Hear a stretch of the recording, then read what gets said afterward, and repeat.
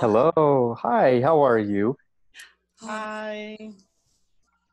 hi, I'm fine. I'm so happy that you agreed to do this video Yeah, conference, of this course. call Thank with you for the us. invitation. Yeah, so I would like to introduce my friend Vinícius, Bryson, Hi, Vinícius Bryson. nice to Hi, meet you. Bryson. Nice to meet you too. Thank you, Camila, for the invitation. Oh, it's a pleasure. I'm so happy that because this project is like I told Bryson and I told you too, Vinícius. It is so important to me that I would like to share with the people that I love, that I care about, and for me, it is a gift that you are here for me, with me, like creating this memory. So thank you, you all, actually. It's a big pleasure. Yeah. It is. Yes. So we wanted to talk to you about dying young. Dying young. Would you Yeah. like to Yeah. begin, Vinicius? Oh, okay. I can begin. I can start. Yeah. Well, so first of all, I think I'm sorry to bring up this topic because it's so dark sometimes to talk about death. Uh, I am very afraid of dying. By the way, it is my top two fears. Oh, now I'm curious about top one. Snakes. What it is? Snakes. It is what? Sorry, I don't. Snakes. What? Snakes? Ah, ah, ah, Yes. ah, ah! Ah, okay, okay. I was like, what? What? I thought you said X. I was like, No, what? snake. Snake. Okay, okay. Snakes. Yeah. Snakes. Yeah. Okay. Um, but yeah, I mean, especially during this time of pandemic and we have been seeing a lot of people, young people dying. Um, so uh, for me, it's not. I'm not gonna say natural, but it's not fine. Someone died so young. So I don't think that young people should die. Yeah. Yeah. I know, like the video that you showed me. The video is very enthusiastic about, oh, great people died young. But I mean, not all people are uh, great people. You know what I mean? So I don't like this idea of dying so young. You mean great in the sense of they are not producing content, artistic. You mean in this sense? Yeah, I mean, in the video, there's the guy, like the over voice. Mm-hmm. He says about Bar, right? He died young. I Mm-hmm. mean, not everyone will be Bar. Not everyone will compose amazing songs or write poetry amazingly. I mean, uh, so that's what I think. I mean, he gave like good examples Mm-hmm. of very famous people that died young, but I still think that young people should not should not die. Yes. Yes. What do you think, Bryson? Yeah, so I have no fear of dying. I don't want to die. I have no desire to die. Um, but the way I don't know the way I think about it, I like the message that that video You was watched it? portraying. I did, yeah. Cool. I like the message that it's portraying. I agree that not everybody is going to achieve greatness in the ways that we like to measure greatness. Not everybody is going to produce a lot of incredible things throughout their lives. But in terms of measuring like how much we live, what we do produce, I mean, that can also be measured in terms of what are our experiences, like how much have we enjoyed our lives, how much of our lives have we actually lived. So to me, the great tragedy is a person dying at any age without having lived in any enjoyable or exciting way. So for me personally, I mean, I don't want to go because I want to continue spending time doing the things that make my life worth living and enjoyable. Um, I don't expect to achieve any kind of greatness, either artistically or scientifically or anything like that. But I enjoy reading. I enjoy visiting my friends. I enjoy drinking coffee with my dad. You know, these are the things that I feel like make me allow me to live well. Um, but when I do die, when anybody dies, uh, in my opinion, the great like the ones who suffer are the people who are left behind. Yeah. Because those are the people who are left to be sad and to mourn the passing of somebody that they love. So my greatest fears are actually other people dying, other people that I'm close to, the people that I Yeah. love and care about. As for me, myself dying, oh, I I won't be around to worry about it once I'm dead, right? Yeah. but what I guess the aspect that does scare me about my own death is the How? amount of sadness that will be had by the people who are closest to me. So that's the one thing that I'm scared of. The one thing I'm afraid of. I'm going to die someday, and the people I leave behind are the ones who are going to suffer because of my death. But for myself, it doesn't really bother me. With that said, I don't like seeing other people pass away. I mean, I don't like the idea of young people dying. It's a harsh reality of life, but that doesn't mean that I enjoy the idea or I'm okay with the idea of people dying so young. Mhm. Yeah. Yeah. Yeah. What I like the most about the video is how it kind of made me feel like more in peace with the fact that the people that they mentioned in the video, Emily Brandt and Van Gogh, and who else? Mozart and Sylvia Plath, that were gone, wi- uh, can I say under the age of 30, with the age of 30? Uh, yeah, they By the died. age, They by the age of 30. They were gone by the age of 30. they were gone by the age of 30. And because I am 30, so actually I wanted to say thank you because Vinícius, he chose the video, and I'm all this birthday, this 31 birthday, 31st birthday, it means a lot to me. But I kind of I don't actually know why, but all of a sudden I felt the need to do a lot in this short amount of time. My birthday will be 31st of October. I have less than 2 months. And then I looked back and I felt like, what have I accomplished? I mean, not that actually, this video made me realize that it was maybe, I mean, it was so profound, so deep, because it made me think that I do not have to. Like, it is not that life is measured by the amount of things that you can say or can show that you had, even for yourself. I mean, not even for myself. I don't have anything to prove for myself that I am a great English speaker, because that's this project, that's all this is about. I want to be like fluent and speak this perfect English, but if I do not accomplish that, I mean, so what? Like, I'm still able to communicate effectively. Also, I like to think. But so, yeah, so if we were to say that by the experience that those people had, they didn't die so young.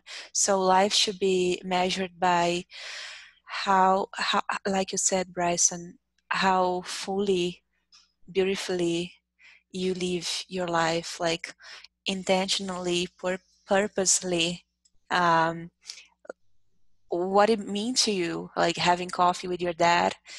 And in the video it talks to about the guy, I don't remember the name of the man who was in his, how do you say, deathbed? Yeah, he was on his deathbed. And then he counted his life by the things that he did that he loved, that was important, and maybe he lived 1 year and not 70, just 1 year. And then I was thinking, how many, for me would be days, how many days have I actually lived in my life? Yeah. And then I was talking to a friend and she said maybe minutes. I was like, no.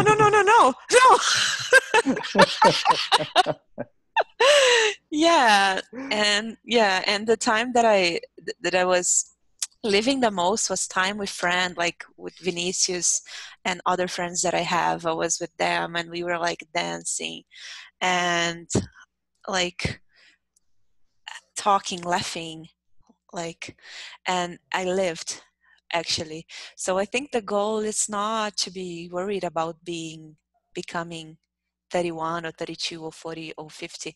I guess that after this video, my goal now is to have a fulfilling life. But I still have to figure out what that means exactly and how I'm going to do that. Yeah.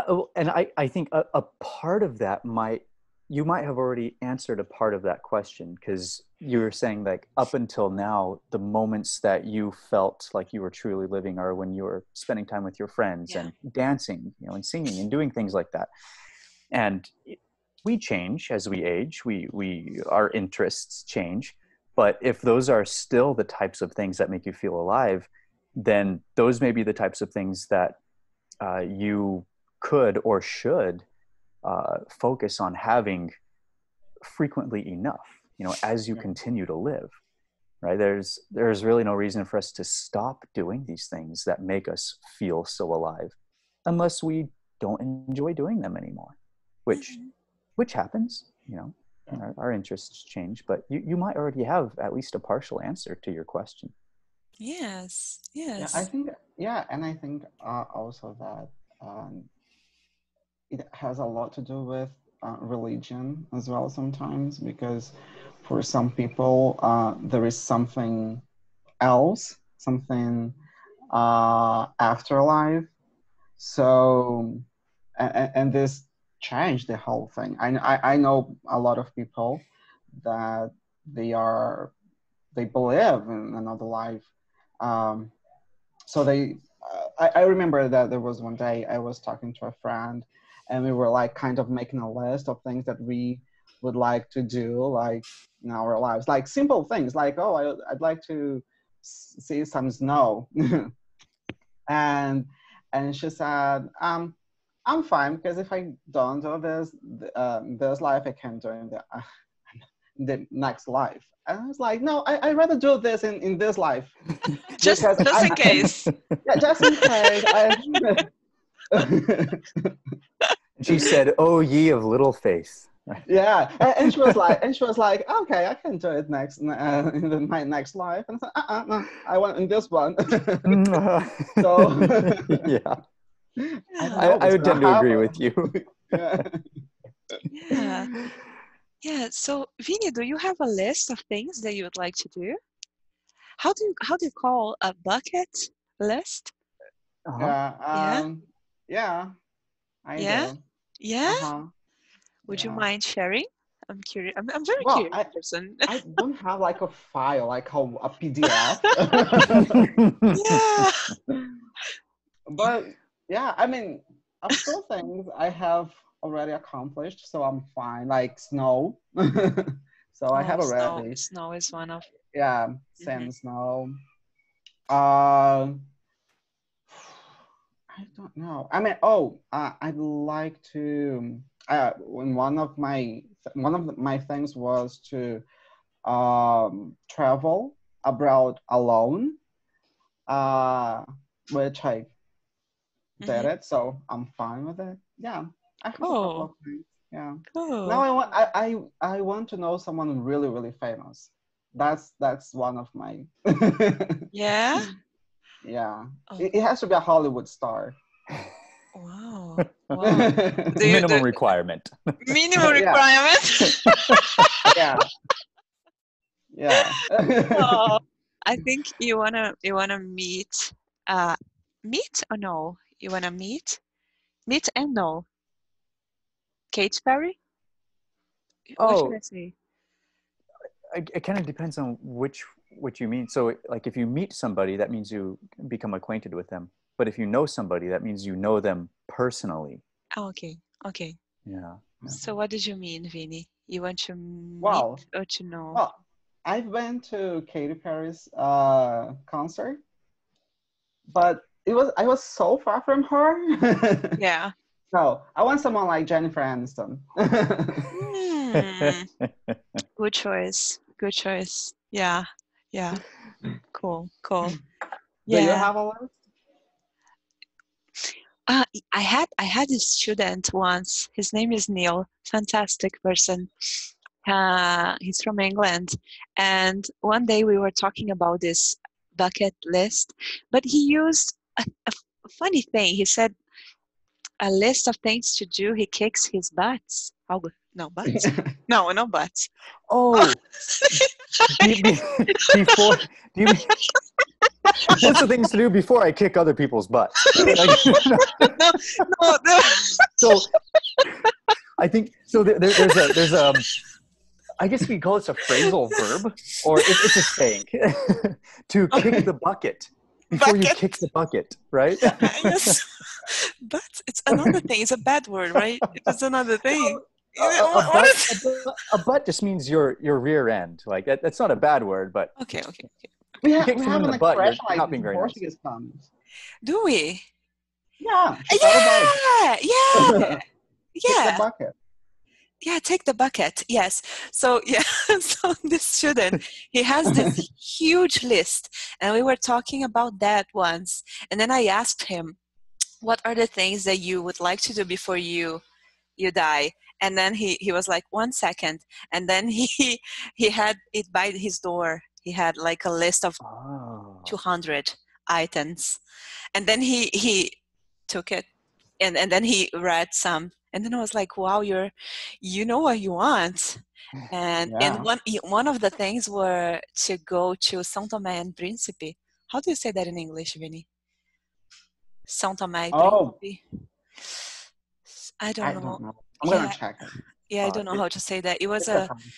he was learning Portuguese to go to this country, but it's not with the there are not a lot of it's not how do I say, it's not, there aren't a lot of Portuguese speakers there. Native. I don't know how to say this, but it was interesting. He had some really really interesting items on his list to go to Antarctica. He went to Antarctica, Mhm. and yeah, he is an interesting person Yeah. So, yeah. Well, first, I think the name of the country in English is São Tomé e Príncipe. It doesn't as well. change. It doesn't Yeah. change. It is a No, small it doesn't. country. Yeah. Yeah, it's very small. And the other thing is, for me, basically my bucket list are places that I want to visit. Hmm. So Machu Picchu is one. I went there. Um, I was there. Oh, I'm yeah, so jealous. and Antarctica, it's another place. Alaska, Hawaii. Alaska. Yeah, he went to Alaska. What did I say? Did I say Alaska? Antarctica. No, I don't yeah. know where he went. No, I don't know where he went anymore. He went places. Yeah, he went places. Yeah, yeah, yeah. If you're watching this, Neil, sorry, I'm giving bad information. And so yeah, but I would really like to go to a Taylor Swift's concert. Definitely, it wouldn't be number one priority, but I would like to go. I would like to travel to a lot of countries. I would like to learn a lot of languages. Yeah, I would like to. I would like to do a lot, but I do not have a list. No, maybe I should have one. I would like to be more organized. I'm working towards that, organizing, be more organized. with my things, with my house, with my plans, with my work. Sometimes I feel like I'm all over the place with things. I would like to be, yeah. Yeah, And you, Bryson, do you have a list? So Yeah. I don't have a bucket list.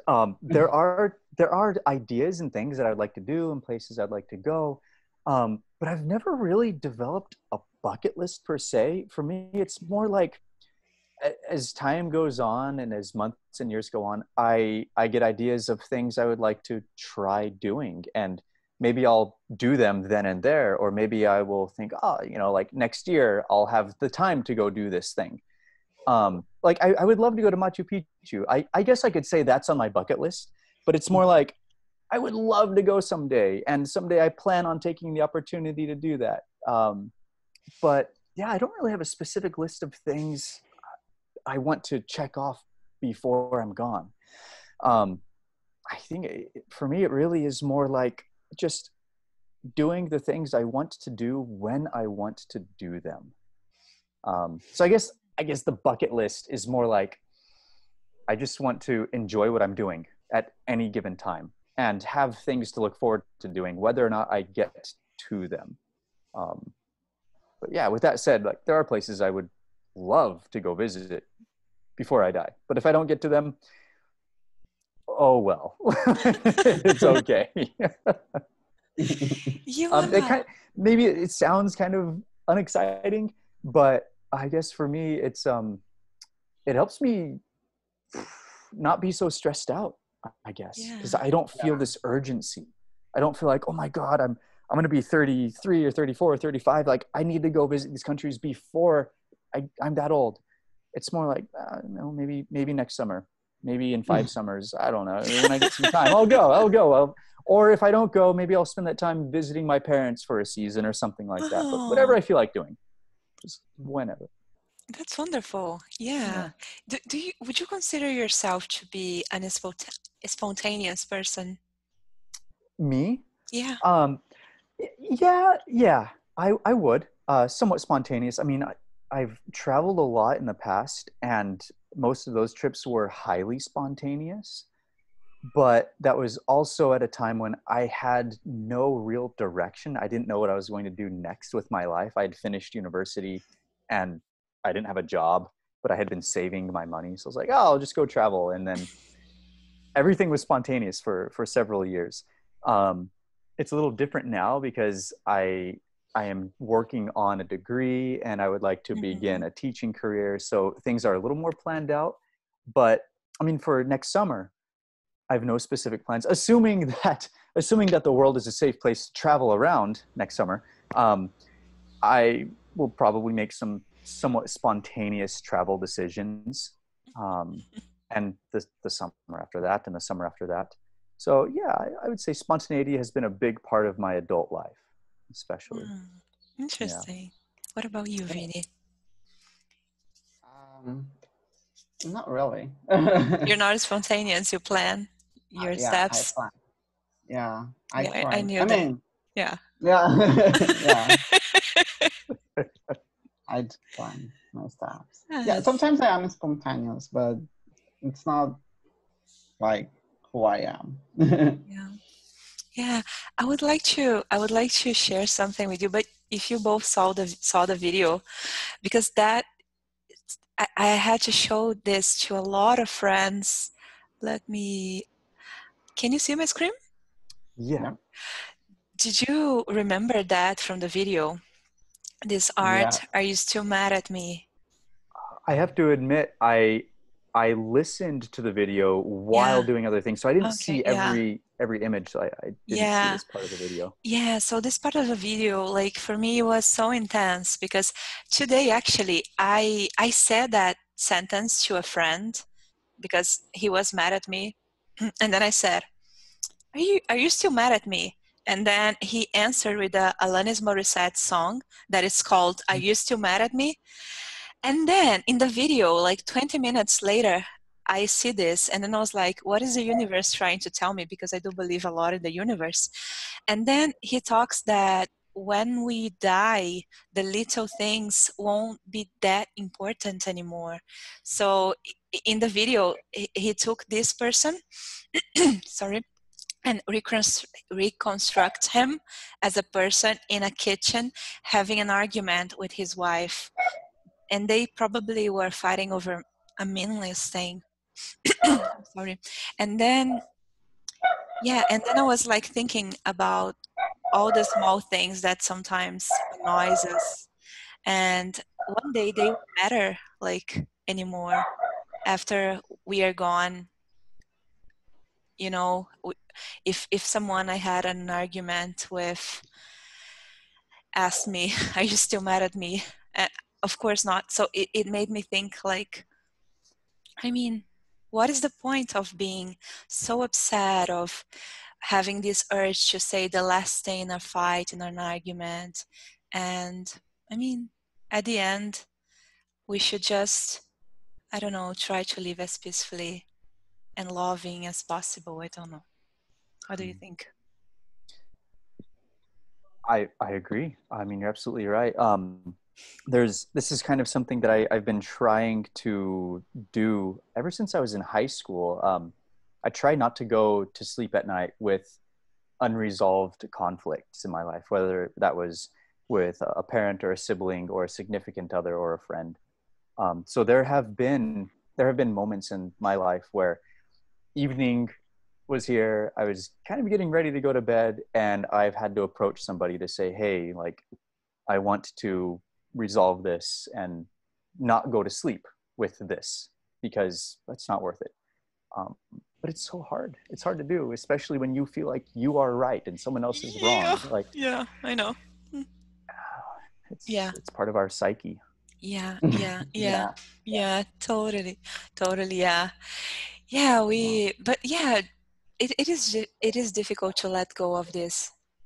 I mean, but I totally understand if we admitting that we are wrong, even though we were not. But I don't know.